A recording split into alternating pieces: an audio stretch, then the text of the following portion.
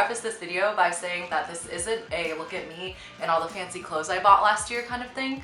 This is really a way for me to look back and try to be more aware of my purchases. I don't buy a lot of clothes in the first place, mostly because I've moved around a lot in the last couple of years. Last year I was actually living in Dijon, France. Yes, that's where the mustard is from.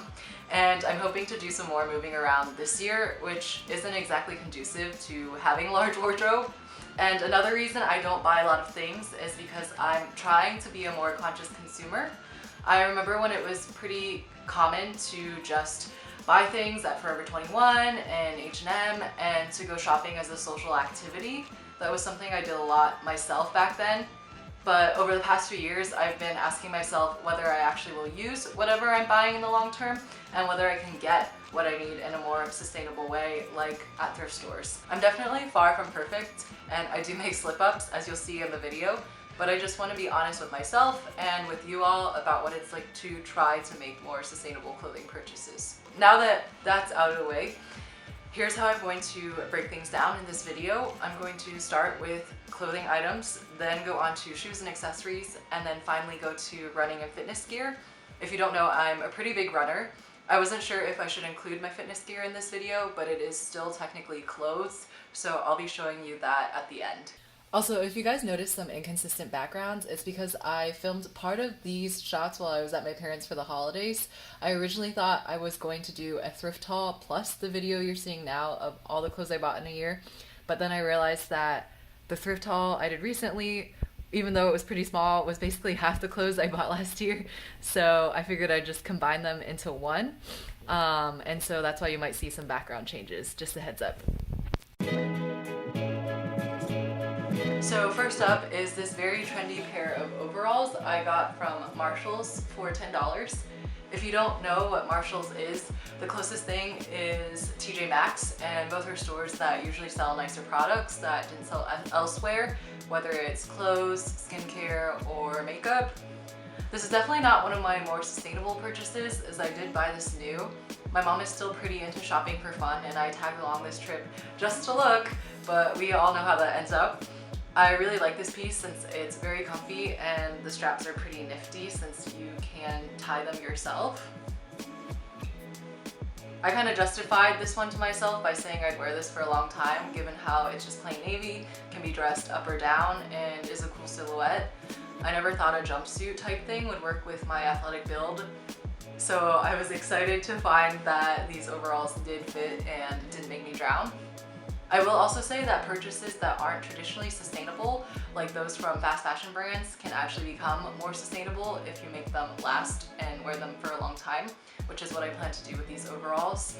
I know not everyone can afford sustainable fashion or might not have access to thrift stores, so making your clothes last and being pickier about what you buy are some ways to be a more conscious consumer. Around the same time I got the overalls, I also picked up this suede leather jacket at Goodwill for $5. It's kind of an edgier look than I typically go for, but it's really easy to toss on, and I've worn it quite often in the fall and winter over a turtleneck. Next up is this chunky grandpa cardigan I got at a thrift store in Paris for €1. It was super insane. Paris actually has a lot of pretty cool thrift and vintage stores, and while a lot of them can be expensive, some of them will have €1 bins, which is where I found this one. Then recently I got a handful of things on a couple thrift runs, and this black turtleneck was one of them. I've been wanting a black turtleneck for a while since it's such a classic piece, and I was excited to find this one for $2. I've paired them with a pair of black pants that I also thrifted for $4. I really like these pants since they can also be dressed up or down, and they're actually halogen, which I believe is a Nordstrom brand. They're also flowy enough to stay cool in the summer and baggy enough to wear leggings underneath in the winter, which is such an Asian thing. I actually used to hate wearing 2 pairs of pants as a kid since my mom always forced me to, and I was always so self-conscious changing in the locker room in middle school, but now I voluntarily wear leggings under these pants because they keep me warm. And another perk of baggier pants is that you can tuck a really thick sweater inside and not look too ridiculous, I think, at least. So next is this burgundy romper that I thrifted for $5. It's originally from Toby and is probably one of the trendier pieces I bought. I wouldn't normally get something like this, but I just love the color. It's also a little bit too deep of a neckline for me, but I can just fix that by layering the same color turtleneck underneath. The bottoms are also pretty short, but I can fix that by wearing leggings or also wearing a skirt of the same color on top.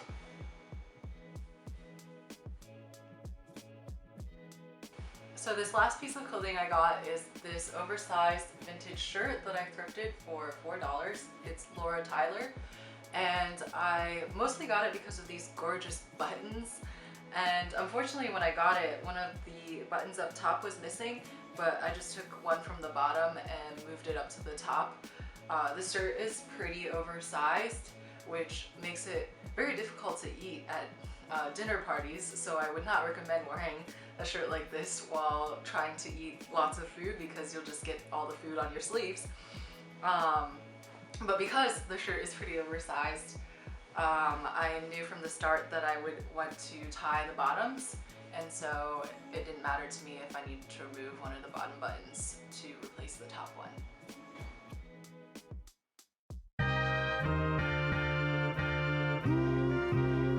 So moving on to shoes and accessories, the first accessories I bought last year were 2 scarves at an antique shop in France for €1 to €2 each. I don't actually remember, so let's just say $4 total. This is actually not a great buy because I didn't end up wearing either of them. I don't even have one of the scarves with me as it's at my parents', since I don't like it enough to take it with me here. And as for the other one, it's this long rectangular silk scarf that I just don't know how to wear. And the gray just doesn't go with a lot of my wardrobe, and I end up looking like a grandpa when I try wearing it. But this is a good lesson in not buying something just because it's cheap and because it looks pretty. I also need to try to envision outfits with it first to make sure that it's something that I'll actually end up using. So next are these 2 pairs of abstract face earrings that I got for $10 total. There was actually a third pair, but I gave them to a friend. I like the aesthetic of these a lot, and they're basically the only jewelry I wear. I did buy these on Amazon, which I know is terrible, but I was making an order on something else anyways, and it was hard for me to bite the bullet and buy these on Etsy at $10 a pair when I could have gotten 3 pairs for $10. I'm trying to be better about buying less on Amazon, and I usually only make a few orders a year when they have significantly cheaper prices on something I need, like hiking gear. But that said, I did make a slip up here. My next purchase is also a terrible one, and I don't actually have these shoes with me since they're at my parents' house, but I did get a pair of Primark chunky sneakers for $20, though not primarily for fashion. I had hurt my ankle and was in a walking boot for a few weeks, and I needed a thick-soled shoe for the foot that wasn't in the boot to balance things out. And I didn't want to wear out my running shoes unevenly, which were the only thick-soled shoes I had. So I got something cheap to tide me over that I could still wear after I was out of the walking boot. Next up is something that's not terrible, and it's 2 pairs of shoes that I dumpster dived during move-in season. In Boston, where I'm currently, people will throw out a ton of stuff around September 1st. So I went looking around for things to salvage, and I found 2 pairs of really nice shoes in a trash-filled alleyway. There was actually so much trash that it couldn't fit in the garbage bins, so a lot of people just left stuff outside, which was great for me since I didn't have to go digging in trash cans. These shoes were also actually in my size, which was also an amazing coincidence because I have abnormally small feet. And the first pair are just some classic Adidas sneakers. There's no insoles, and the top is a little dirty, but they're still in pretty decent condition overall, especially the soles. The second pair are these Oxford heels that are basically new. I haven't worn these as much since they're fancier and less comfortable, but I do love how they look. If you want to see what else I found dumpster diving, I do have a haul that I will link below. On my recent thrifting trip, I got these light blue hunter boots for $10. I was really excited about these because these retail at $100+. They're still in decent condition, but one of the clasps is broken, though I could probably fix that with super glue if I actually cared about that.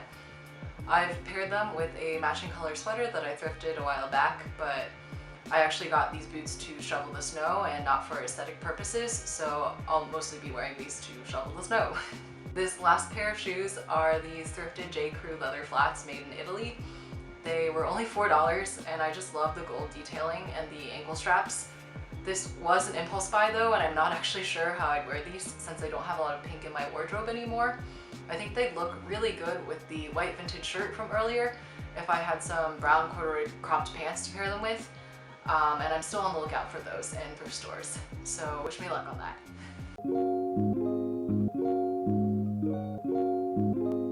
Now we're on to my running and fitness gear. I'm gonna keep this quick since this is all just pretty functional stuff. I got 3 pairs of running shoes this year. This one here was for trail running / light hiking, but I ended up wearing these a lot while traveling since they are so sturdy. They're from Salomon, which is a French running brand, and I got them for around $45 US or 40 euros during a sale. And these are the XA Pro 3Ds, which normally cost over $100, so that was a great deal. This second pair of shoes is also from Salomon, but they're the X Mission 3s. And I got these on eBay for $56 when they're also normally over $100. And I use these for trail running. I sometimes like to buy running shoes lightly used on eBay if they're normally really expensive and there are no sales going on in the original retail store. So those were both great deals. And my last pair of running shoes are these Brooks Launch 6, and I also got these on eBay for $58 when these normally cost $100. These are my absolute favorite running shoes. They're just light and springy, but still have a lot of support. Clothes-wise, I bought 3 items, 2 pairs of shorts and 1 pair of leggings from Sanita. Sanita Athletics is known for shorts and leggings with pockets and affordable prices. I paid around $20 each for the shorts, let's see the little pockets, and $35 for the leggings after a sign-up discount. And I'm not exactly sure how sustainable Sanita is, but I know that I've been wearing my fitness gear for a really long time now, and I literally have shorts and sports bras from high school, which maybe you find gross, but I mean they still work and they don't stink that bad, I think. And so I've been wearing my fitness gear for so long that that's what I plan to do with these pieces too. So just to clarify, what I'm trying to say there is that even if production of fitness gear isn't inherently sustainable, I try to make my clothes last a really long time, so that aspect of it is sustainable. And the company Sanita is based in Arizona, but I do think production is outsourced. I also don't know of any sustainable fitness brands that have shorts and leggings with pockets, so do let me know if you stumble upon any. That would be great to know about. So I realized later that I didn't do any sort of spending totals in this video and any discussion of that, so that's what I'm going to be doing right now. This isn't a budget video, but I still think it's really interesting to see how much I spent on each category and how much I spent overall. So for the clothes category, I spent $24. Then on shoes and accessories, I spent $48. And finally, for the running gear category, which was by far the most expensive category, I spent $235. And that adds up to a grand total of $307. And to be honest, $307 for clothes on the entire year really isn't that bad. I'm pretty good with that number, especially since the overwhelming majority of that was running stuff. And I would have only spent $72 on just clothes for fun. And that only works out to $6 a month. I know that not every single one of my purchases was amazing, especially in terms of sustainability, so that's definitely going to be something that I'm working on this year, but overall I'm pretty happy with the way these numbers turned out in this video. Okay, so that wraps up all the clothes I bought in a year. Thank you guys so much for watching. If you do want to see more of me and more of my work, I do have a blog, running and travel blog, that I update every week, much more frequently than here because filming videos is a lot of work. So do feel free to check that out. I'll link that below. And if you are interested in running specifically, I did a similar post to this video called How Much I Spend on Running in a Year. So I'll link that below if you're curious about how much it costs to run marathons and travel to them and everything in between. So thanks again, and I'll see you guys next time.